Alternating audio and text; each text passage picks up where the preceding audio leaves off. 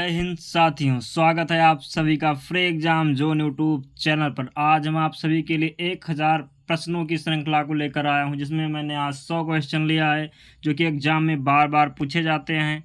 जिसमें हमने पार्ट 1 में सर्वोच्च न्यायालय को लिया है और पार्ट 2 में उच्च न्यायालय को लिया है। दोनों को मैंने आज ही वीडियो में कवर किया है, तो आप लोग वीडियो को लास्ट तक ज़रूर देखिएगा और अंत में कमेंट करके ज़रूर बताइएगा कि आपको वीडियो कैसी लगी।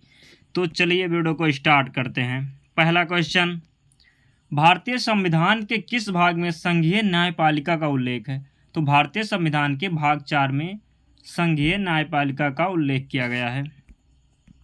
क्वेश्चन नंबर सेकंड, संविधान के व्याख्याकार और संरक्षक कौन है? तो संविधान के व्याख्याकार और संरक्षक सर्वोच्च न्यायालय है। कौन? सर्वोच्च न्यायालय। भारत के सर्वोच्च न्यायालय की स्थापना हुई थी। तो भारत के सर्वोच्च न्यायालय की स्थापना भारत सरकार अधिनियम 1935 के अधीन में हुई थी। अगला क्वेश्चन, मूल रूप से संविधान में सर्वोच्च न्यायालय में मुख्य न्यायाधीश के अतिरिक्त कितने न्यायाधीश की व्यवस्था है? तो मूल रूप से संविधान में सर्वोच्च न्यायालय में मुख्य न्यायाधीश के अतिरिक्त 7 न्यायाधीश की व्यवस्था है। कितने? 7। उच्चतम न्यायालय के न्यायाधीशों की संख्या में वृद्धि करने की शक्ति किसके पास है? तो उच्चतम न्यायालय के न्यायाधीशों की संख्या में वृद्धि करने की शक्ति संसद को प्राप्त है। अगला क्वेश्चन, उच्चतम न्यायालय के मुख्य न्यायाधीश की नियुक्ति कौन करता है? तो उच्चतम न्यायालय के मुख्य न्यायाधीश की नियुक्ति राष्ट्रपति करता है। भारत के उच्चतम न्यायालय के अन्य न्यायाधीश की नियुक्ति कौन करता है? तो भारतीय उच्चतम न्यायालय के अन्य न्यायाधीश की नियुक्ति राष्ट्रपति करता है। राष्ट्रपति के सर्वोच्च न्यायालय के न्यायाधीश की नियुक्ति में किससे परामर्श करते हैं? तो राष्ट्रपति सर्वोच्च न्यायालय के न्यायाधीश की नियुक्ति में सर्वोच्च न्यायालय के मुख्य न्यायाधीश से परामर्श लेते हैं। सर्वोच्च न्यायालय में तदर्थ न्यायाधीशों की नियुक्ति किस देश के न्याय प्रणाली से प्रेरित है? तो सर्वोच्च न्यायालय में तदर्थ न्यायाधीशों की नियुक्ति फ्रांस देश के न्याय प्रणाली से प्रेरित है। अगला क्वेश्चन, सर्वोच्च न्यायालय में न्यायाधीश नियुक्ति होने के लिए व्यक्ति को कम से कम कितने वर्ष उच्च न्यायालय का एडवोकेट होना चाहिए? तो सर्वोच्च न्यायालय में न्यायाधीश नियुक्ति होने के लिए व्यक्ति को कम से कम 10 वर्ष उच्च न्यायालय में एडवोकेट होना चाहिए। कितने वर्ष? 10 वर्ष। अगला क्वेश्चन, उच्चतम न्यायालय के मुख्य न्यायाधीश कितने वर्ष की आयु तक पदाधारी रहते हैं? तो उच्चतम न्यायालय के मुख्य न्यायाधीश 65 वर्ष तक पदाधारी रहते हैं। अगला क्वेश्चन, सर्वोच्च न्यायालय के न्यायाधीश के विरुद्ध महाभियोग का प्रस्ताव पारित हो जाने पर पदच्युत का आदेश कौन जारी करता है? तो सर्वोच्च न्यायालय के मुख्य न्यायाधीश के विरुद्ध महाभियोग का प्रस्ताव पारित हो जाने पर पदच्युत का आदेश राष्ट्रपति जारी करता है। अगला क्वेश्चन, उच्चतम न्यायालय के पहले न्यायाधीश का नाम बताइए जिनके खिलाफ स्वतंत्र भारत में संसद में महाभियोग का प्रस्ताव पेश किया गया। तो उच्चतम न्यायालय में पहले मुख्य न्यायाधीश वो थे, उनका नाम था जस्टिस रामास्वामी, जिसके खिलाफ महाभियोग का प्रस्ताव पेश किया गया था। सर्वोच्च न्यायालय के मुख्य न्यायाधीश को प्रतिमाह कितना वेतन मिलता है? तो सर्वोच्च न्यायालय के मुख्य न्यायाधीश को 2,80,000 रुपये वेतन मिलता है प्रतिमाह। अगला क्वेश्चन, राष्ट्रपति और उपराष्ट्रपति की अनुपस्थिति में राष्ट्रपति के कार्यों का निर्वहन कौन करता है? तो राष्ट्रपति और उपराष्ट्रपति की अनुपस्थिति में भारत के मुख्य न्यायाधीश राष्ट्रपति के कार्यों का निर्वहन करते हैं। भारत के किस मुख्य न्यायाधीश ने राष्ट्रपति के रूप में काम किया है? तो भारत के जस्टिस एम हिदायतुल्लाह ने भारत के राष्ट्रपति के रूप में काम किया है। अगला क्वेश्चन, सेवानिवृत्ति के पश्चात सर्वोच्च न्यायालय के न्यायाधीश कहाँ वकालत करते हैं? तो सेवानिवृत्ति के पश्चात सर्वोच्च न्यायालय के न्यायाधीश किसी भी न्यायालय में वकालत नहीं कर सकते हैं। अगला क्वेश्चन, सर्वोच्च न्यायालय के अधिकार क्षेत्र में वृद्धि करने का अधिकार किसे प्राप्त है? तो सर्वोच्च न्यायालय के अधिकार क्षेत्र में वृद्धि करने का अधिकार राष्ट्रपति को प्राप्त है। कौन सा कानून निर्धारित करता है कि उच्चतम न्यायालय की समस्त कार्यवाही अंग्रेजी भाषा में होगी? तो भारतीय संविधान का अनुच्छेद 348। अगला क्वेश्चन, सर्वोच्च न्यायालय के संस्था का निरीक्षण कर सकता है? तो सर्वोच्च न्यायालय किस संस्था का निरीक्षण कर सकता है? तो अधीनस्थ न्यायालय का। भारत में न्यायपालिका है तो भारत में न्यायपालिका स्वतंत्र है। अगला क्वेश्चन, भारत में न्यायपालिका का स्वरूप है तो भारत में न्यायपालिका का स्वरूप एकीकृत है। राष्ट्रपति और उपराष्ट्रपति के निर्वाचन में विवाद के मामलों को किसको प्रस्तुत किया जाता है? तो राष्ट्रपति और उपराष्ट्रपति के निर्वाचन में विवाद के मामले को भारत के उच्चतम न्यायालय में प्रस्तुत किया जाता है। दोस्तों, अगर आप लोगों को इसका PDF चाहिए तो हमने टेलीग्राम चैनल का लिंक डिस्क्रिप्शन बॉक्स में दे रखा है, तो आप लोग वहां जाकर के इसका PDF जरूर देख लीजिएगा। अगला क्वेश्चन देखते हैं, राष्ट्रपति और उपराष्ट्रपति से संबंधित चुनाव विवादों को सुलझाने का अधिकार उच्चतम न्यायालय को है, यह उसका मौलिक अधिकार है। क्या है? मौलिक अधिकार। अगला क्वेश्चन, राष्ट्रपति कानूनी मामलों में किससे परामर्श ले सकता है? तो राष्ट्रपति कानूनी मामलों में सर्वोच्च न्यायालय से परामर्श ले सकता है। उच्चतम न्यायालय को परामर्शदात्री बनाया गया, तो उच्चतम न्यायालय को अनुच्छेद 143 में परामर्शदात्री बनाया गया। न्यायिक पुनर्विलोकन का अधिकार किसे है? तो न्यायिक पुनर्विलोकन का अधिकार उच्चतम न्यायालय को प्राप्त है। भारत में न्यायिक पुनरीक्षण की शक्ति का प्रयोग किया जाता है, तो भारत में न्यायिक पुनरीक्षण की शक्ति का प्रयोग केवल सर्वोच्च न्यायालय द्वारा प्रयोग किया जा सकता है। अगला क्वेश्चन, न्यायिक पुनर्विलोकन की व्यवस्था भारत और रूस दोनों में है। जनहित याचिका दायर की जा सकती है, तो जनहित याचिका उच्च न्यायालय और सर्वोच्च न्यायालय दोनों में दायर की जा सकती है। सर्वोच्च न्यायालय किसे हटाने के लिए राष्ट्रपति से सिफारिश कर सकता है? तो सर्वोच्च न्यायालय संघ लोक सेवा आयोग के अध्यक्ष व सदस्यों को हटाने के लिए राष्ट्रपति से सिफारिश कर सकता है। अगला क्वेश्चन, उच्चतम न्यायालय द्वारा परमादेश किसे जारी किया जाता है? तो उच्चतम न्यायालय द्वारा किसी अधिकारी को सरकारी आदेश निभाने के लिए परमादेश जारी किया जा सकता है। अगला क्वेश्चन, लाभ का पद परिभाषित हुआ है, तो लाभ का पद सर्वोच्च न्यायालय द्वारा परिभाषित हुआ है।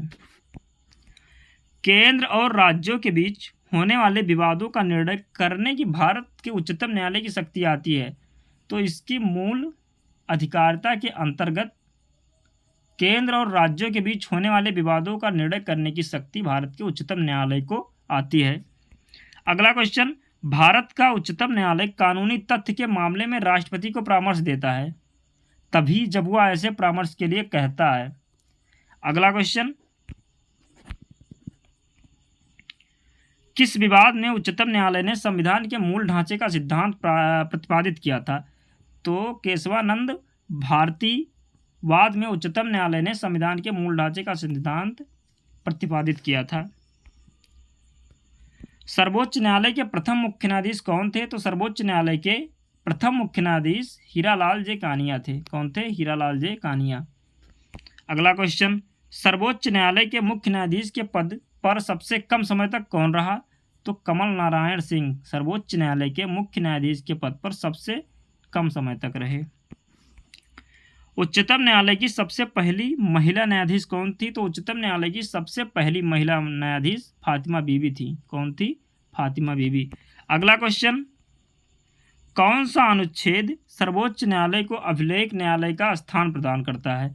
तो अनुच्छेद 129। ये क्वेश्चन कई बार एग्जाम में पूछा गया, तो आप लोग इसे जरूर याद कर लीजिएगा। अगला क्वेश्चन, कौन सबसे पहली महिला वकील है जिनको सीधे उच्चतम न्यायालय के न्यायाधीश के रूप में नियुक्त किया गया? तो इंदु मल्होत्रा पहली महिला वकील हैं जिनको सीधे उच्चतम न्यायालय के न्यायाधीश के रूप में नियुक्त किया गया। सर्वोच्च न्यायालय के न्यायाधीश नियुक्त होने के लिए व्यक्ति को कम से कम कितने वर्ष उच्च न्यायालय का एडवोकेट होना चाहिए? तो 10 वर्ष। सर्वोच्च न्यायालय के न्यायाधीश भारत के राष्ट्रपति द्वारा हटाए जा सकते हैं। तो सर्वोच्च न्यायालय के न्यायाधीश भारत के राष्ट्रपति द्वारा संसद में महाभियोग प्रस्ताव पारित होने पर हटाए जा सकते हैं। अगला क्वेश्चन, भारत में सबसे बड़ा अपीली न्यायालय कौन सा है? तो भारत में सबसे बड़ा अपीली न्यायालय उच्चतम न्यायालय है। अगला क्वेश्चन, भारत के उच्चतम न्यायालय को प्रारंभिक अपीली और परामर्शदात्री क्षेत्र अधिकार प्राप्त है। अगला क्वेश्चन, भारत के किस संवैधानिक पद पर कोई महिला नहीं रही? तो भारत के उच्चतम न्यायालय के प्रमुख न्यायाधीश के पद पर कोई भी महिला नहीं रही। अगला क्वेश्चन, सर्वोच्च न्यायालय के जजों का वेतन किससे आहरित होता है? तो सर्वोच्च न्यायालय के जजों का वेतन संचित निधि से आहरित होता है। अब हम पार्ट 2 देखते हैं, जिसमें हम उच्च न्यायालय को देखेंगे। पार्ट 2 में हम उच्च न्यायालय को देखेंगे। तो चलिए पहला क्वेश्चन देखते हैं। भारत में कुल कितने उच्च न्यायालय हैं? तो अगर हम भारत की बात करें तो भारत में टोटल 25 उच्च न्यायालय हैं। देश के 25 उच्च न्यायालयों में न्यायाधीश की कुल स्वीकृति संख्या कितनी है? तो देश के 25 उच्च न्यायालयों में न्यायाधीश की कुल स्वीकृति संख्या 1079 है। कितना है? 1079। भारत के किस उच्च न्यायालय में न्यायाधीश की संख्या सबसे कम है? तो भारत के सिक्किम उच्च न्यायालय में न्यायाधीश की संख्या सबसे कम है। अगला क्वेश्चन, भारत के किस उच्च न्यायालय में न्यायाधीशों की संख्या सबसे अधिक है? तो भारत के इलाहाबाद उच्च न्यायालय में न्यायाधीशों की संख्या सबसे अधिक है। भारत के 25 उच्च न्यायालय में किसकी स्थापना सबसे बाद में हुई? तो भारत के 25 उच्च न्यायालय में आंध्र प्रदेश उच्च न्यायालय की स्थापना सबसे बाद में हुई। किस उच्च न्यायालय के सर्वाधिक अस्थायी खंडपीठ हैं? तो गुवाहाटी उच्च न्यायालय के सर्वाधिक अस्थायी और अस्थायी खंडपीठ हैं। भारत के किस संघ शासित क्षेत्र का अपना उच्च न्यायालय है? तो भारत के दिल्ली संघ शासित क्षेत्र का अपना उच्च न्यायालय है। अगला क्वेश्चन, किस राज्य का उच्च न्यायालय नहीं है? तो नागालैंड राज्य का उच्च न्यायालय नहीं है। कौन सा उच्च न्यायालय एक से अधिक राज्यों का उच्च न्यायालय है? तो गुवाहाटी उच्च न्यायालय एक से अधिक राज्यों का उच्च न्यायालय है। पटना उच्च न्यायालय की स्थापना कब हुई? तो पटना उच्च न्यायालय की स्थापना 1916 में हुई। कब हुई? 1916 में पटना उच्च न्यायालय की स्थापना की गई। भारत का सबसे बड़ा उच्च न्यायालय है? तो भारत का सबसे बड़ा उच्च न्यायालय इलाहाबाद उच्च न्यायालय है। किन राज्यों में साझा उच्च न्यायालय है? तो महाराष्ट्र व गोवा में साझा उच्च न्यायालय है। अगला क्वेश्चन, भारत में उच्च न्यायालय सर्वप्रथम आरंभ हुआ? तो भारत में उच्च न्यायालय मुंबई और मद्रास व कोलकाता में सर्वप्रथम प्रारंभ हुआ। गोवा राज्य किस उच्च न्यायालय के क्षेत्राधिकार में आता है? तो गोवा राज्य मुंबई उच्च न्यायालय के क्षेत्राधिकार में आता है। छत्तीसगढ़ उच्च न्यायालय कहाँ स्थित है? तो छत्तीसगढ़ उच्च न्यायालय बिलासपुर में स्थित है। उत्तराखंड उच्च न्यायालय की स्थापना कहाँ की गई? तो उत्तराखंड उच्च न्यायालय की स्थापना नैनीताल में की गई। अगला क्वेश्चन, झारखंड उच्च न्यायालय की स्थापना कहाँ की गई? तो झारखंड उच्च न्यायालय की स्थापना रांची में की गई। मध्य प्रदेश उच्च न्यायालय कहाँ स्थित है? तो मध्य प्रदेश उच्च न्यायालय जबलपुर में स्थित है। आप लोग वीडियो को बहुत ध्यान से देखिएगा, क्योंकि ये क्वेश्चन बार बार एग्जाम में रिपीट हुए हैं, तो आप लोग अंत तक वीडियो जरूर देखिएगा। अगला क्वेश्चन, केरल का उच्च न्यायालय कहाँ स्थित है? तो केरल का उच्च न्यायालय एर्नाकुलम में स्थित है। केरल का उच्च न्यायालय कहाँ स्थित है? एर्नाकुलम में। 2 या 2 से अधिक राज्यों या संघीय प्रदेश के लिए एक समान उच्च न्यायालय की स्थापना की जा सकती है, तो ये संसद द्वारा कानून बनाकर। अगला क्वेश्चन, उच्च न्यायालय के क्षेत्राधिकार को घटाने बढ़ाने का अधिकार किसे प्राप्त है? तो उच्च न्यायालय के क्षेत्राधिकार को घटाने बढ़ाने का अधिकार संसद को प्राप्त है। किसे प्राप्त है? संसद को। उच्च न्यायालय के न्यायाधीशों की नियुक्ति कौन करता है? तो उच्च न्यायालय के न्यायाधीशों की नियुक्ति राष्ट्रपति जी करते हैं। कौन करते हैं? राष्ट्रपति जी। उच्च न्यायालय के न्यायाधीशों का राष्ट्रपति के द्वारा नियुक्त होती है। तो उच्च न्यायालय के न्यायाधीशों का नियुक्ति किसके द्वारा होती है? तो उच्च न्यायालय के न्यायाधीशों की नियुक्ति राष्ट्रपति द्वारा की जाती है। उच्च न्यायालय के न्यायाधीश किसके समक्ष पद और गोपनीयता की शपथ लेते हैं? तो उच्च न्यायालय के न्यायाधीश राज्यपाल के समक्ष पद और गोपनीयता की शपथ लेते हैं। उच्च न्यायालय के न्यायाधीश अपना त्याग पत्र किसको देता है? तो उच्च न्यायालय के न्यायाधीश राष्ट्रपति को अपना त्याग पत्र देते हैं। किसी न्यायाधीश को उच्च न्यायालय से दूसरे में स्थानांतरित करने का अधिकार किसको प्राप्त है? तो किसी न्यायाधीश को उच्च न्यायालय से दूसरे में स्थानांतरित करने का अधिकार भारत के राष्ट्रपति को प्राप्त है। उच्च न्यायालय के न्यायाधीश को कौन हटा सकता है? तो उच्च न्यायालय के न्यायाधीश को विशेष बहुमत से पारित संसद के प्रस्ताव पर राष्ट्रपति हटा सकते हैं। उच्च न्यायालय के न्यायाधीश को उसके पद से केवल किन प्रमाणित आधार पर हटाया जा सकता है? तो उच्च न्यायालय के न्यायाधीश को उसके पद से केवल प्रमाणित आधार पर कदाचार और असमर्थता के आधार पर हटाया जा सकता है। किसके आधार पर? कदाचार और असमर्थता।